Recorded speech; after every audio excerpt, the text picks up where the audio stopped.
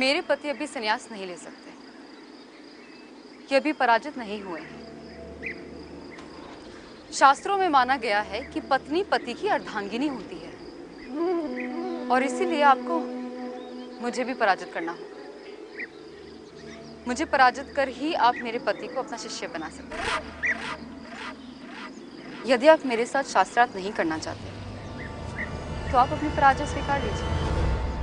इतिहास में शायद ऐसे शास्त्रार्थ, डिबेट या बहस का जिक्र और कहीं नहीं मिलता है। इस शास्त्रार्थ का नतीजा क्या हुआ ये हम आपको बताएंगे। फिलहाल ये जान लीजिए कि प्रश्न पूछने वाली महिला का नाम उभय भारती था और पशुपेश में पड़े सन्यासी कोई और नहीं, जगत गुरु आदि शंकराचार्य हैं। नमस्कार, मैं अनुपम खेर, भारतवर्ष में आपका स्वागत है। भारतवर्ष के इस एपिसोड में कहानी उस महान सन्यासी की जिनकी लिखी किताबों को हम में से बहुत कम लोगों ने पढ़ा है, जिनके लिखे श्लोक उससे भी कम लोग जानते हैं। लेकिन जब सवाल जीवन और मृत्यु का हो, व्यक्ति और उसके ईश्वर के बीच के संबंधों का हो, उसी सन्यासी के विचार 100 करोड़ से ज्यादा लोगों के विचार बन जाते हैं। जब एक राजनीतिक भारत की जगह एक आध्यात्मिक भारत की चर्चा होती है, तब इसी महामानव की याद आती है। भारतवर्ष में इस बार महागाथा जगत गुरु आदि शंकराचार्य की। यह है आज के भारत का राजनीतिक मानचित्र। लेकिन क्या राजनीतिक सीमाएं ही भारत को बनाती हैं? अब आप एक आध्यात्मिक भारत की रूपरेखा देखिए। उत्तर में हिमालय की गोद में ज्योतिर्मठ, पश्चिम में द्वारका मठ, दक्षिण में श्रृंगेरी मठ और पूरब में गोवर्धन मठ। इस आध्यात्मिक भारत के पीछे जिनकी सोच है, उन्हें ही जगत गुरु आदि शंकराचार्य कहते हैं। रक्षा की दृष्टि से, सामाजिक दृष्टि से, सांस्कृतिक एकता की दृष्टि से, जो है आध्यात्मिक एकता की दृष्टि से, ये सारी चीज़ है। जब आप इसको देखेंगे तो आपको लगेगा कि जो मतलब ऐसे व्यक्ति हो नहीं सकते दूसरे जो इस तरह का चिंतन रखते हो, और उन्होंने सफल प्रयोग किया। आज से 1200 साल पहले जब भारत राजनीतिक तौर पर ही नहीं बल्कि धार्मिक तौर पर भी बटा था, तब धर्म के नाम पर आडंबर था, कर्मकांड था। जिसे आज हम हिंदू धर्म कहते हैं, वो 84 से भी ज्यादा अलग अलग संप्रदायों में बटा था। यहां तक कि बौद्ध धर्म में भी तंत्र मंत्र करने वालों का बोलबाला था। बौद्ध धर्म का जो उस समय स्वरूप है वो हीनयान नहीं है, महायान नहीं है। वो समय है जब वज्रयान आ गया है, यानी तांत्रिक बुद्धिज्म का बहुत ज़्यादा प्रचलन हो गया है, जिसके कारण से समाज में धर्म के नाम से विकृतियाँ आने लगी हैं। एक तरफ ये दृश्य है, दूसरी तरफ क्या है कि हिंदू धर्म जिसे आप कहते हैं, वैदिक धर्म कहते हैं, उसमें एक मूर्ति पूजा वाले संप्रदाय, शैव संप्रदाय, वैष्णव संप्रदाय, सूर्य की पूजा करने वाले सौर संप्रदाय, गणपति की पूजा करने वाले गणपत संप्रदाय, शक्ति पूजा वाले शाक्त संप्रदाय, ये आपस में संघर्षशील हैं। इनमें आपस में बहुत ज़्यादा हिंसक घटनाएं हो रही हैं। इन हालात से धर्म को निकालने के लिए जगत गुरु आदि शंकराचार्य ने पूरे भारत की पैदल यात्रा की थी। मकसद था भारत को धार्मिक तौर पर, आध्यात्मिक तौर पर एक करना। भारत का शायद ही कोई ऐसा इलाका बचा होगा जहां की यात्रा आदि शंकराचार्य ने नहीं की हो। उन्होंने भारत के हर कोने में अलग अलग धर्म और संप्रदायों के विद्वानों से शास्त्रार्थ किया और धर्म विजय की नींव रखी।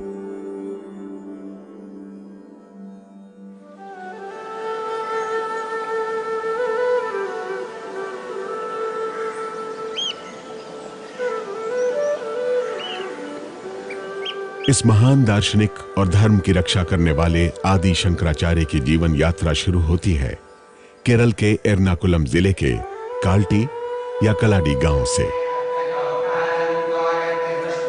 निम्बूद्रीपाद ब्राह्मणों के उस गांव में शिवगुरु नाम के विद्वान रहा करते थे।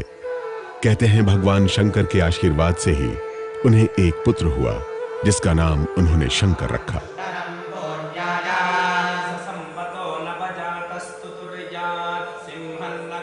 आमतौर पर इतिहासकारों की राय यही है कि शंकराचार्य का जन्म 788 ईस्वी में हुआ था, यानी आज से करीब 1200 साल पहले। कुछ लोग आदि शंकराचार्य का जन्म 2500 साल पहले भी मानते हैं। जन्म से ही शंकर अपनी अद्भुत प्रतिभा से सबको चकित कर रहे थे। कहा जाता है कि वो इतने प्रतिभाशाली थे कि 3 साल की आयु में ही मातृभाषा मलयालम सीख ली, वेदों को पढ़ डाला, धर्म के कठिन प्रश्नों का उत्तर देने लगे।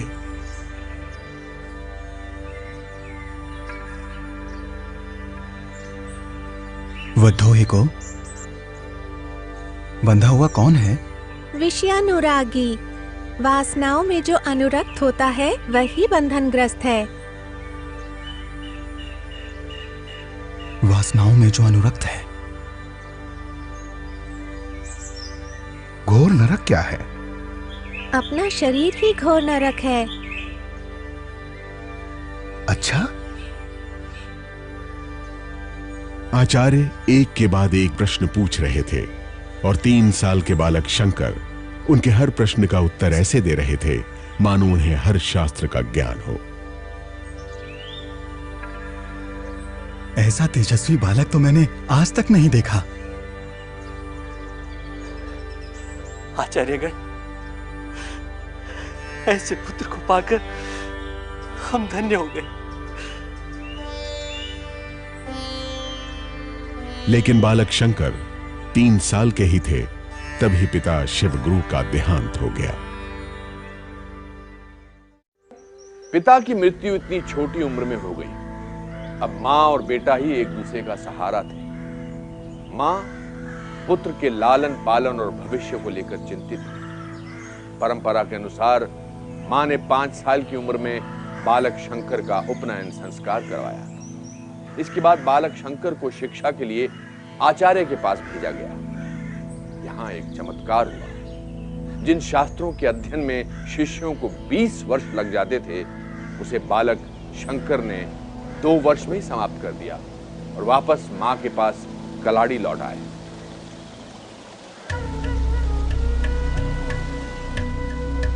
बालक शंकर के बारे में जो कहानियां कलाड़ी के साथ साथ पूरी दुनिया में चर्चित हैं, उनमें से एक इस पूर्णा नदी से भी जुड़ी हुई है। अब इसे पेरियार नदी कहते हैं। अभी यह नदी कलाड़ी को छूकर निकलती है, लेकिन शंकर के समय यह गांव से काफी दूर बहा करती थी और उनकी मां को पानी और स्नान के लिए जाने में काफी दिक्कत होती थी। मां को परेशान देखकर बालक शंकर ने प्रार्थना की और पूर्णा नदी ने धारा बदली। लेकिन मां की चिंता कुछ और ही थी। एक दिन अगस्त ऋषि बालक शंकर के घर पहुंचे। हे देव, मेरे बालक को लंबी आयु का आशीर्वाद दीजिए। ये संभव नहीं। 8 वर्ष, इसके उपरांत 8 वर्ष अर्थात 16 वर्ष। फिर कुछ कारणवश और 16 वर्ष अर्थात आचार्य,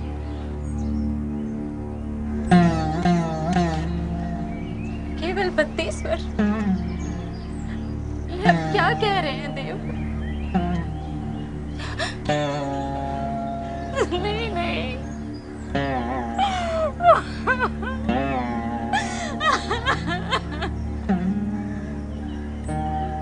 32 वर्ष की आयु में पुत्र के देहांत की बात सुनकर मां कांप उठी।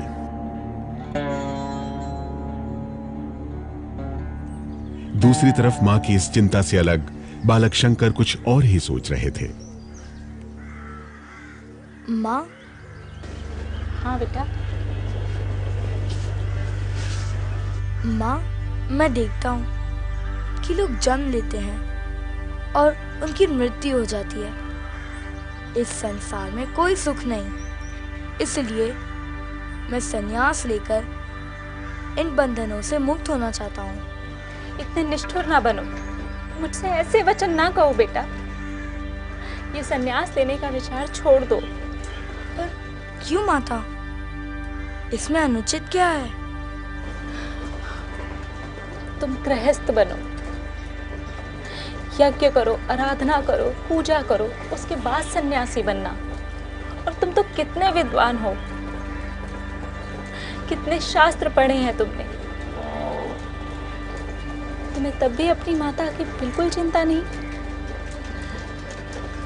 क्या तुम्हें अपनी माँ से कोई प्रेम नहीं? मेरा मन इस सांसारिक जीवन में रहना नहीं चाहता, किंतु मेरी माँ मुझे छोड़ना नहीं चाहती। मेरी माँ मेरे हृदय की बात क्यों नहीं समझती? माता की आज्ञा के बिना मैं कैसे संन्यास ग्रहण करूं? मां ने जब संन्यास लेने की अनुमति नहीं दी, तब शंकर ने एक लीला रच डाली। वो नहाने नदी में गए, किनारे मां खड़ी थी। अचानक वो डूबने लगे। शंकर चिल्लाए, मुझे बचाओ, मुझे कोई खींच रहा है। पास खड़े एक व्यक्ति ने कहा, अरे उसे तो घड़ियाल खींच ले जा रहा है। ये सुनते ही आर्यम्बा शंकर को बचाने के लिए नदी में उतर गई। पीछे पीछे दूसरे लोग भी भागते रहे, लेकिन शंकर को घड़ियाल खींचता ही जा रहा था। तभी शंकर ने कहा, यदि तुम मुझे संन्यास लेने की आज्ञा दो तो ये घड़ियाल मुझे छोड़ देगा। मां आश्चर्य से शंकर को देखती है। बालक शंकर ने फिर कहा, कुछ ही क्षण बचे हैं मां, बोलो मां। आखिरकार मां ने उन्हें संन्यास की अनुमति दे दी। While giving permission, अनुमति देने के वक्त बालक शंकर की मां ने उनसे एक बात कही। उन्होंने कहा कि मेरी एक इच्छा है। तो बालक शंकर ने पूछा कि वो क्या है? तब उनकी मां बोली कि मेरी मृत्यु के समय तुम ही मेरे पास आना और मेरा अंतिम संस्कार करना। my cremation yourself. तब बालक शंकर ने कहा कि जब भी आपको मेरी उपस्थिति चाहिए होगी, मैं अवश्य आऊंगा। My presence.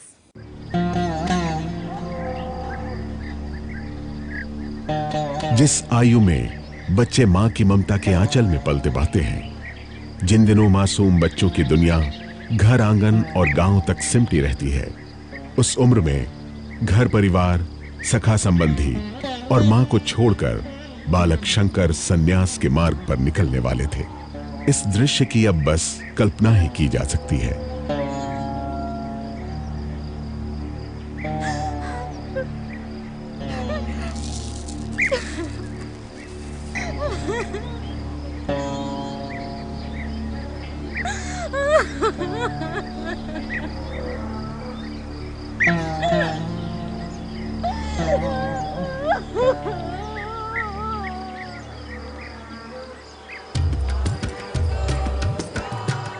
घर छोड़ने के बाद शंकर कई दिनों तक घूमते रहे।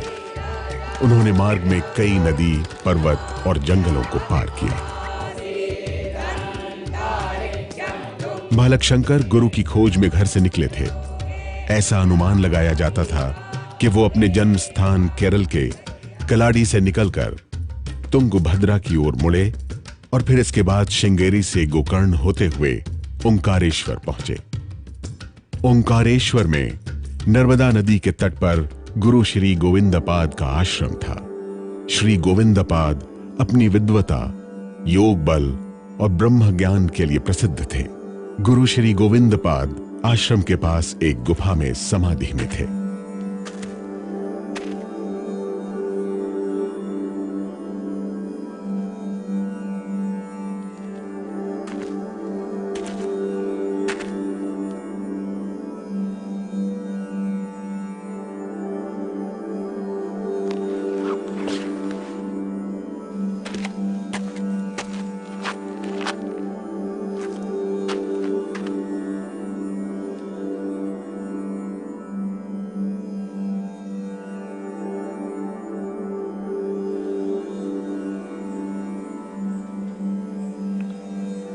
कौन हो तुम?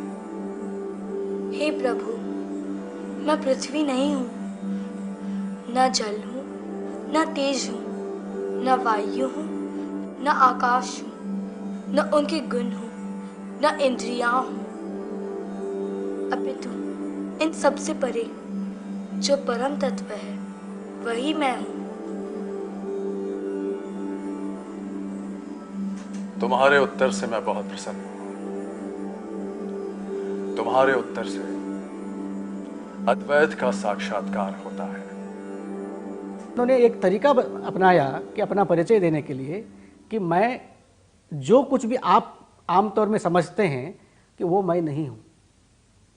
आमतौर में क्या समझते हैं कि शरीर को समझते हैं कि ये गोरा गोरा है तो ये स्वरूप इनका परिचय है, तो कहता है कि ये तो शरीर हो गया, मैं नहीं हूँ। तो नाम तो मेरा शरीर को रखा है, तो मैं नाम से मेरा परिचय कैसे कराऊँ? मैं शरीर से भिन्न हूँ, इंद्रिय से भिन्न हूँ, अंतःकरण से भिन्न हूँ। जो कुछ भी आप दिख रहा है, आपका व्यवहार जिस किसी रूप में हो रहा है, उन सबसे मैं भिन्न हूँ। सदानंद रूप शिवोहम शिवोहम। न मैं जाति हूँ, न धर्म हूँ, न महाभूत हूँ, न जल हूँ, न वायु हूँ, न आकाश हूँ। मैं शुद्ध चैतन्य मूल तत्व हूँ। तो अब ऐसे जो स्टेटमेंट जब आप देखेंगे ना, तो यही आदि शंकराचार्य को और से बहुत ऊपर लेके चला जाता है कि कहते हैं कि हमारा जो मूल स्वरूप है, या हमारा नहीं सबका मूल स्वरूप, या इस सृष्टि के कण कण का मूल स्वरूप जो है, वही एक सत्ता है जो मैं हूं। शंकर 9 साल के थे जब वो श्री गोविंदपाद से मिले। श्री गोविंदपाद ने शंकर को सन्यास की दीक्षा दी और अपना शिष्य बनाया। कहते हैं श्री गोविंदपाद के कहने पर सन्यासी शंकर ने महाभारत में लिखे विष्णु सहस्त्र नाम पर श्लोकों की रचना की, जिससे लोग परमात्मा के 1000 रूपों को समझ सके। विष्णु सहस्त्र नाम की गूंज आज भी सुनाई देती है। तरह तरह की परीक्षा के बाद श्री गोविंदपाद ने ही शंकर को शंकर आचार्य या शंकराचार्य का नाम दिया। यानी जिसे हम हिंदू धर्म कहते हैं, उसके सबसे महत्वपूर्ण धर्म गुरु शंकराचार्य की परंपरा की शुरुआत यहीं से हुई। श्री गोविंदपाद ने शंकर को 4 महाकाव्यों में ब्रह्म तत्व का उपदेश दिया था। तत्वमसि, वह पूर्ण ब्रह्म तू है। प्रज्ञानम ब्रह्म, प्रज्ञा रूप उपाधि वाला आत्मा ब्रह्म है। अहम ब्रह्मास्मि, मैं ब्रह्म। अयमात्मा ब्रह्म, यह सर्वानुभव सिद्ध अपरोक्षात्मा ब्रह्म है। ब्रह्म जो है वह चरम सत्ता का नाम है, जो अंतिम सत्ता है, जिसे हम सारा जीव और चेतन जगत, जड़ जगत उत्पन्न होता है, उस सत्ता का नाम ब्रह्म है। ब्रह्म कोई भगवान नहीं, कोई देवी देवता नहीं। ब्रह्म जो है वो चरम सत्ता का रूप है, जो अंतिम सत्ता का रूप है, जिससे कि सारा विश्व निकलता है। शंकर 4 वर्षों तक गुरु गोविंदपाद की सेवा में रहे। इस दौरान वो शंकर से आचार्य शंकर बन गए। उन्हें आश्रम के शिष्यों को पढ़ाने की जिम्मेदारी दी गई। वो अब शंकराचार्य नाम से चर्चित हुए। उनकी चर्चा की वजह एक और थी, शास्त्रार्थ। शास्त्रार्थ में सवाल जवाब होते थे, दर्शन और जीवन से जुड़े प्रश्नों पर बहस होती थी। जाहिर है इसमें शामिल होने वाले विद्वानों के लिए ये प्रतिष्ठा की बात होती थी। शंकराचार्य ने शास्त्रार्थ में बड़े बड़े विद्वानों को निरुत्तर किया। ध्यान रहे, उस वक्त शंकराचार्य की उम्र सिर्फ 12 साल बताई जाती है, लेकिन वो कितने बड़े विद्वान हैं, उसकी असली परीक्षा काशी में ही हो सकती थी। आचार्य शंकर भी कई दिनों की यात्रा के बाद काशी पहुंचे।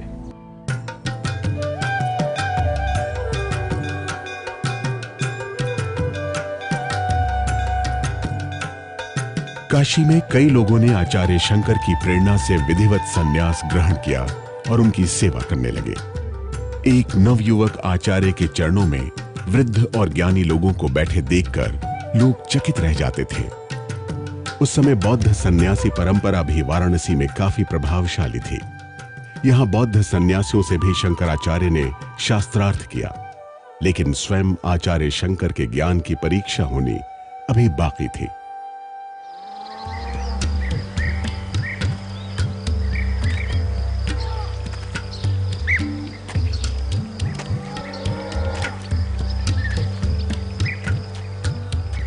एक दिन काशी में उनका रास्ता रोका गया। रास्ता रोकने वाला शव को जलाने वाला व्यक्ति था।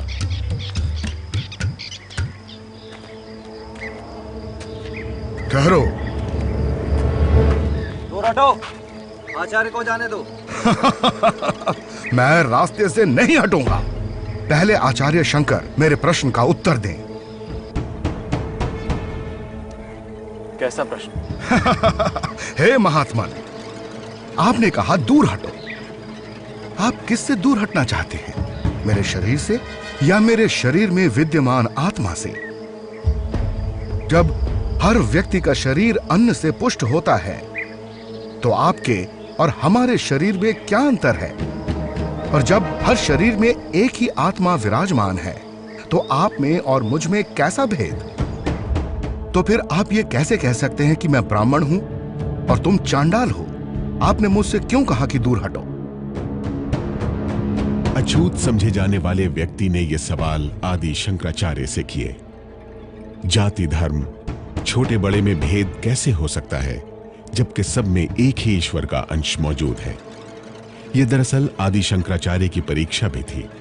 कहा जाता है कि वो शिव ही थे जो ये प्रश्न पूछ रहे थे।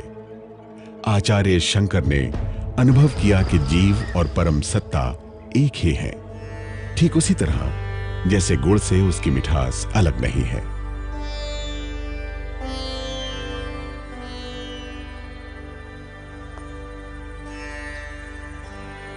हे प्राणियों में श्रेष्ठ,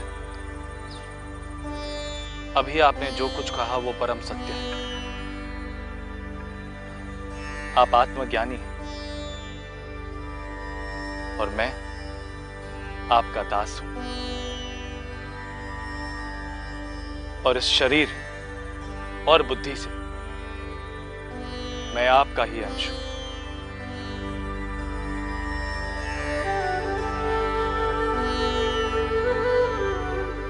वैसे ही हम सारे जो लोग हैं, सारे पशु पक्षी जीव जंतु, इवन जो जिसको हम जड़ कहते हैं वेदांत में, उसको भी चेतन माना जाता है।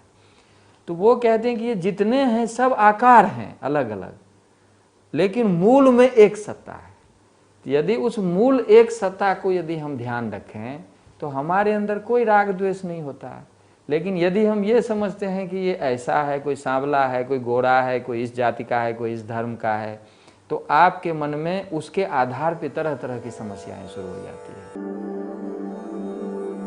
कहा जाता है कि काशी में चांडाल के रूप में मिले भगवान शिव की प्रेरणा से आचार्य शंकर ने व्यास रचित ब्रह्म सूत्र, श्रीमद् भागवत गीता और उपनिषद को समझने के लिए भाव्य या किताब लिखने का निर्णय किया, ताकि उनके गहरे अर्थों को सरल बनाया जाए और आम जन भी आसानी से इसे समझ सकें। ये तीनों ग्रंथ प्रस्थानत्रयी कहलाते हैं। काशी में आचार्य शंकर विद्वान पंडित और शिष्यों से घिरे रहते थे। वो ग्रंथों के रूप में, किताबों के रूप में धरोहर छोड़ना चाहते थे।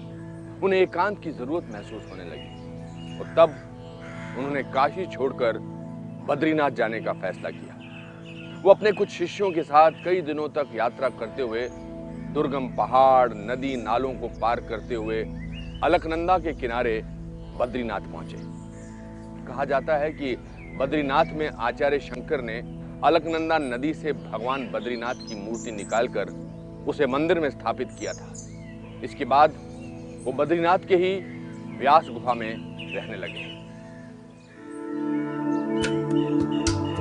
आचार्य शंकर ने व्यास गुफा में रहकर 4 वर्षों तक ब्रह्मसूत्र, श्रीमद् भागवत गीता और उपनिषद पर ग्रंथ या किताबों की रचना की। उन्होंने भगवान गणेश, गंगा, शिव, देवी भगवती जैसे देवी देवताओं की भावपूर्ण प्रार्थनाओं की रचना की। उन्होंने वेदांत संबंधी कई छोटे छोटे आसान ग्रंथ लिखे जो प्रकरण ग्रंथ कहे जाते हैं। इन्हीं में भज गोविंदम भी है। भज गोविंदम को आज भी पूरी श्रद्धा और आस्था के साथ गाया जाता है। गोविंदम भज मूढ़मते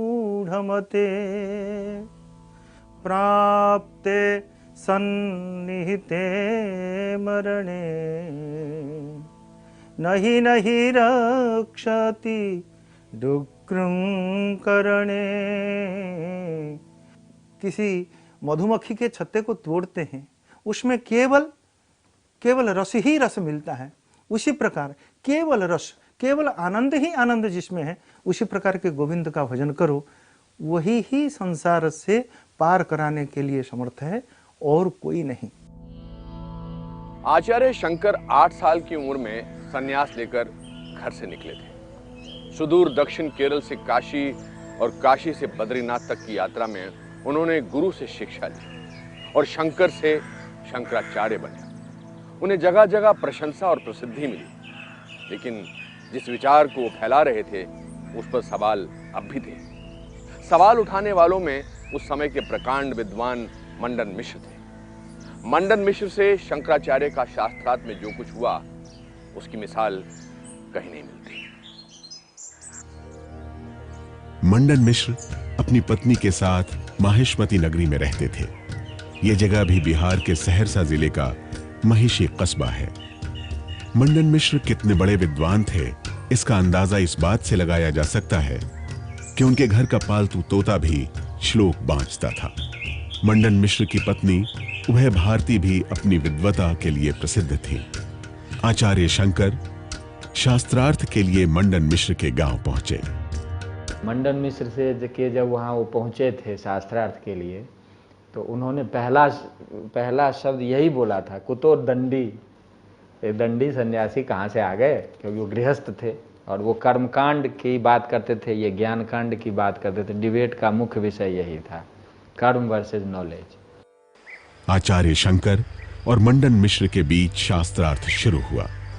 तय ये हुआ कि शास्त्रार्थ की मध्यस्थता मंडन मिश्र की पत्नी उभय भारती करेंगी। सर्वप्रथम आप दोनों अपने अपने विषय की स्थापना करें।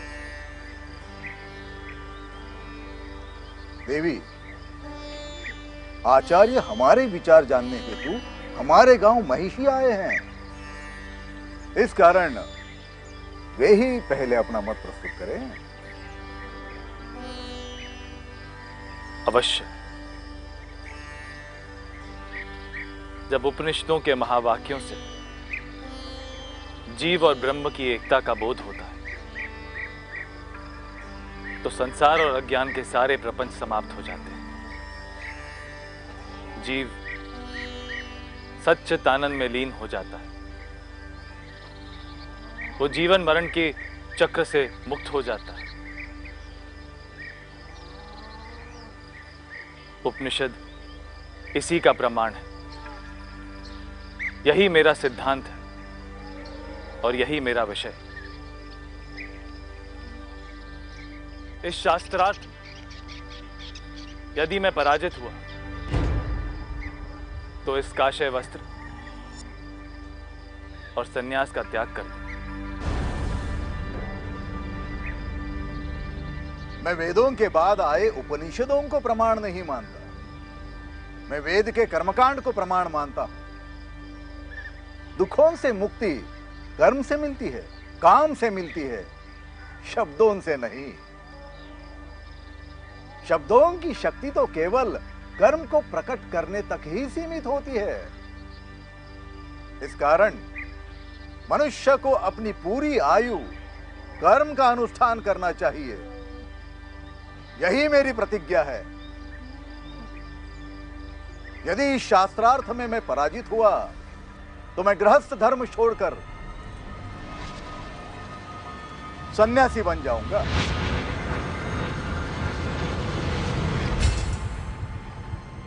इनका मिथिला में जाना और उस समय के जो सबसे बड़े मीमांसा के आचार्य मंडन मिश्र हैं, उनसे उनका शास्त्रार्थ होना, क्योंकि वैदिक कर्मकांड के माध्यम से वैदिक परंपरा को सब कुछ समझने का काम मीमांसा दर्शन करता है।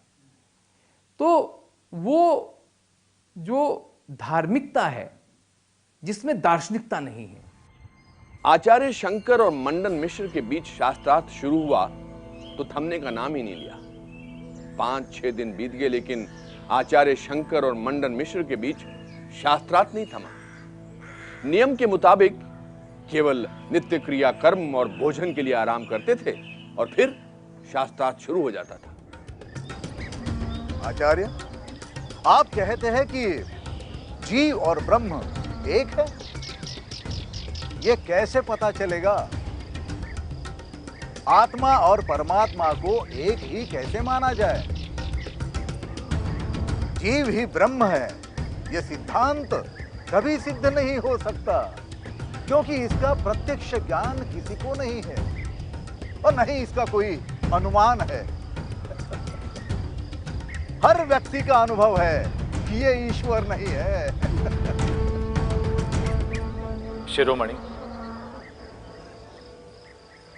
जीव और ब्रह्म एक ही है और इसका स्मरण इंद्रियां अर्थात आंख, नाक, कान, जीभ से नहीं होता, हो भी नहीं सकता। इंद्रियों से तो केवल प्रत्यक्ष ज्ञान हो सकता है। इंद्रियों की पहुंच ब्रह्म तक है ही नहीं।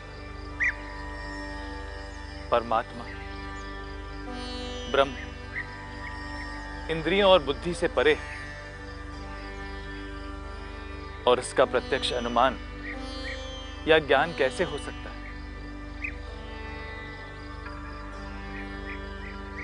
और इसीलिए आपका प्रश्न ही गलत है।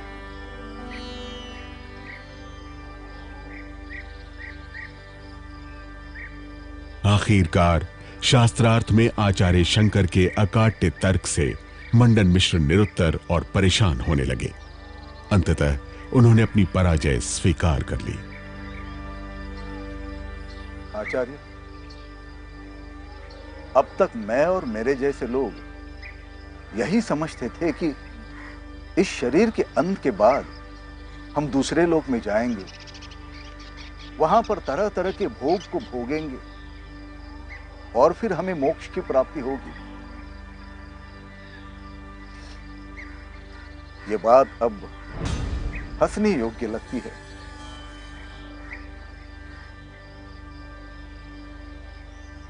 आचार्य, अज्ञानतावश और अहंकार में मैंने आपको कई अप्रिय और कटु बातें बोली है,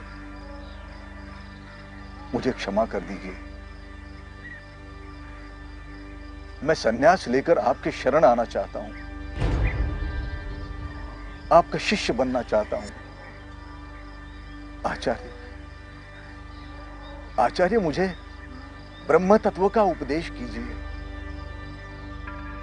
सभा सन रह गई।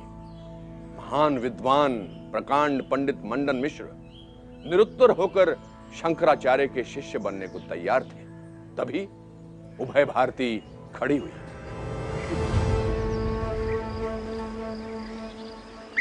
मेरे पति अभी संन्यास नहीं ले सकते, ये अभी पराजित नहीं हुए हैं।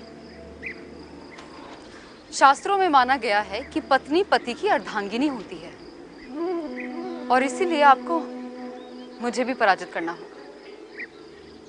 मुझे पराजित कर ही आप मेरे पति को अपना शिष्य बना सकते हैं। यदि आप मेरे साथ शास्त्रार्थ नहीं करना चाहते तो आप अपनी पराजय स्वीकार लीजिए। मंडन मिश्र की पत्नी उभय भारती की बात सुनकर सभा में हलचल मच गई। आचार्य शंकर ने उन्हें समझाने की कोशिश की, लेकिन उभय भारती अपनी बात पर अटल थी। अंततः आचार्य शंकर उभय भारती से शास्त्रार्थ करने को तैयार हो गए। यदि यही आपकी इच्छा है तो आप आसन ग्रहण कीजिए।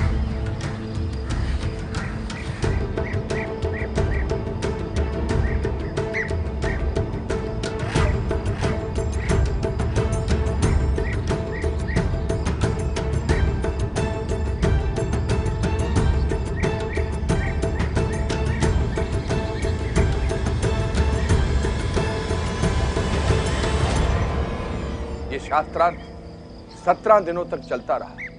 उभय भारती को जब लगने लगा कि आचार्य शंकर को पराजित करना असंभव है, तो 18वें दिन उन्होंने आचार्य शंकर के सामने एक बड़ी दुविधा खड़ी कर दी। आचार्य, अब मैं आपसे काम शास्त्र संभोग के संबंध में कुछ प्रश्न पूछना चाहती हूँ।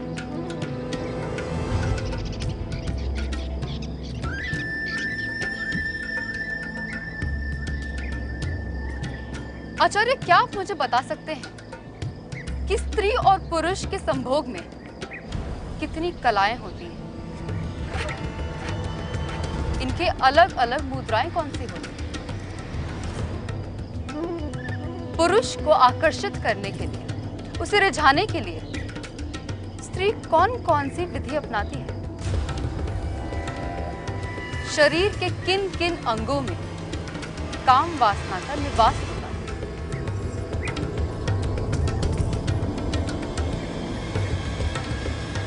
किन क्रियाओं से संभोग का प्रारंभ होता है? इसका चरम क्या है?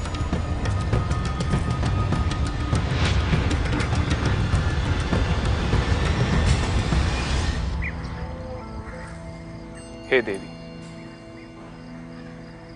एक सन्यासी से इस प्रकार के प्रश्न क्यों? क्या काम शास्त्र शास्त्र नहीं है?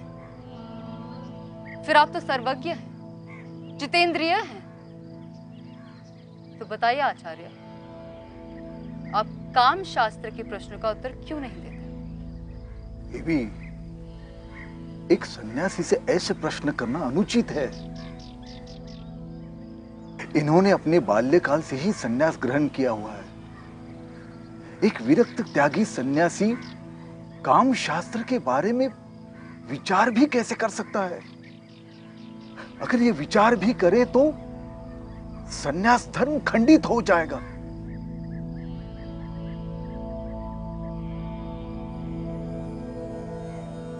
तो फिर ये अपनी पराजय स्वीकार ले।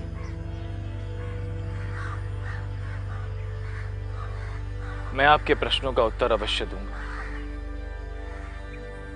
परंतु उसके लिए मुझे 1 माह का समय चाहिए।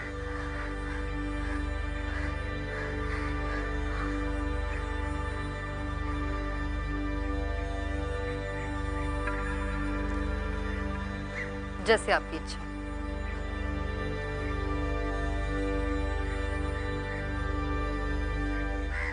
ऐसा ही होगा।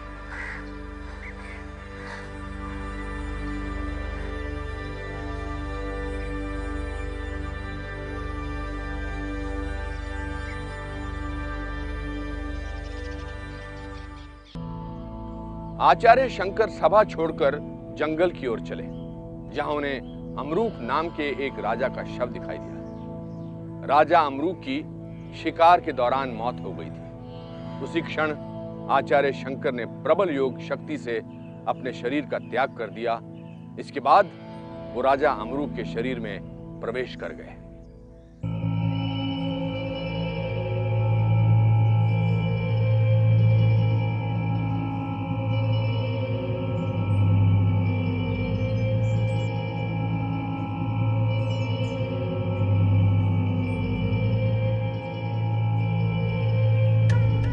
आदि शंकराचार्य 1 महीने तक राजा अमरूक के शरीर में रहे, रानी के साथ रहे। इसी दौरान उन्होंने काम शास्त्र का ज्ञान लिया और 4 महीने बाद शंकराचार्य शंकर ने राजा अमरूक के शरीर को छोड़कर वापस अपने शरीर को धारण किया। वो एक बार फिर मंडन मिश्र की पत्नी उभय भारती से शास्त्रार्थ के लिए लौटे। उन्होंने काम शास्त्र से जुड़े सारे प्रश्नों का उत्तर दिया। असल में आचार्य शंकर का उद्देश्य किसी को शास्त्रार्थ में पराजित करना नहीं था। वो तो वैदिक धर्म दर्शन को आम लोगों तक पहुंचाना चाहते थे। इसके लिए उन्होंने एक यात्रा शुरू की। भारत के इतिहास में यह सबसे अद्भुत यात्रा थी, दिग्विजय यात्रा। आचार्य शंकर की दिग्विजय यात्रा कितनी लंबी और हिंदू धर्म के लिए कितनी महत्वपूर्ण थी, यह समझने के लिए इस मानचित्र को देखिए। इस यात्रा की शुरुआत रामेश्वरम से हुई थी। उत्तर में अलग अलग जगहों से होती हुई कश्मीर तक पहुंची, जहां उन्होंने शारदा पीठ में शास्त्रार्थ किया। पूरब में वो बंगाल और असम गए। वहीं पश्चिम में वो तक्षशिला यानी आज की रावलपिंडी तक पहुंचे, जहां उन्होंने बौद्ध दार्शनिकों से शास्त्रार्थ किया। लगभग उन्होंने 84 संप्रदाय के आचार्यों से शास्त्रार्थ किया था। और शास्त्रार्थ करते समय उनका जो उद्देश्य था वो यह नहीं था कि दूसरे को अपमानित करना है, उनका उद्देश्य सिर्फ ये था कि जिस विचार तक आप पहुँचे हैं उस विचार से आगे भी विचार है, वह अंतिम विचार नहीं है। और यदि आप उस विचार तक पहुँचें तो आप अपना भी कल्याण कर सकते हैं और समाज को भी एक नई दिशा दे सकते हैं। इसलिए उन्होंने जिन आचार्यों से शास्त्रार्थ किया, अंत में वे आचार्य इनके शिष्य बन गए।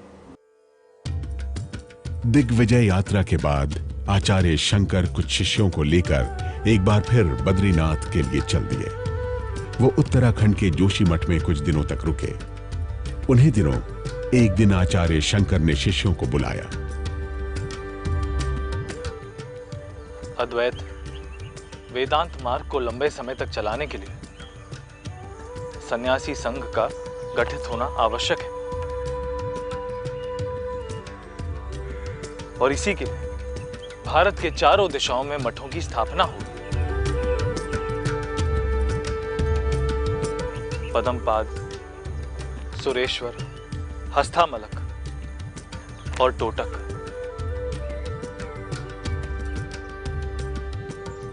मेरे 4 प्रमुख शिष्य ही महाधीश होंगे और शेष अन्य शिष्य उनके सहायक होंगे। इस तरह आदि शंकराचार्य ने उत्तर में हिमालय की गोद में ज्योतिर्मठ, पश्चिम में द्वारका मठ, दक्षिण में श्रृंगेरी मठ और पूरब में गोवर्धन मठ स्थापित किया। हर मठ के एक शंकराचार्य बनाए गए। ये परंपरा आज भी है। उन्होंने 4 शंकराचार्य नियुक्त किए। नियुक्त करने का ये आशय था कि भारत को उन्होंने आध्यात्मिक दृष्टि से 4 भागों में बांट दिया और एक एक जो मठ के जो आचार्य होंगे वो उस प्रदेश के जो लोग हैं उसके आध्यात्मिक उत्थान के लिए कार्य करेंगे और इस तरह से पूरे देश के लोग आध्यात्मिक दृष्टि से उन्नत होंगे। शंकराचार्य ने इन 4 मठों से 10 संप्रदायों को जोड़ा। ये दशनामी सन्यासी संप्रदाय कहलाते हैं। दशनामी संप्रदाय के अखाड़े होते हैं। हर अखाड़े के प्रधान महामंडलेश्वर कहलाते हैं। इस तरह से शंकराचार्य ने हिंदू धर्म के प्रचार प्रसार के लिए एक व्यवस्था तय कर दी। आचार्य शंकर की आयु 32 वर्ष होने वाली थी। वो केदारनाथ में रहकर अधिकतर समय समाधि में मग्न रहने लगे थे। उन्होंने अपने शरीर पर ध्यान देना भी कम कर दिया था। उनकी स्थिति देखकर शिष्यों को चिंता होने लगी थी। वो समाधि भूमि से नीचे उतरना ही नहीं चाहते थे। ब्रह्म सत्यम जगन मिथ्या जीवो ब्रहेव नापरा। ब्रह्म ही सत्य है और जगत मिथ्या है। जीव ही ब्रह्म है और जीव और ब्रह्म में कोई भेद नहीं।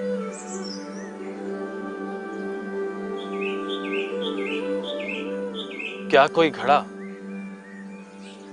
मिट्टी से अलग हो सकता है? ये जगत भी इस मिट्टी के घड़े की तरह है।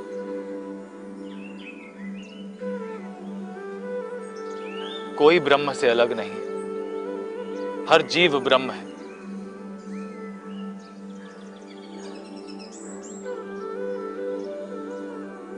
अब मुझे स्पष्ट अनुभव हो रहा है कि मेरे इस शरीर के समस्त कार्य समाप्त हो गए। अब स्वरूप में लीन होने का समय आ गया है।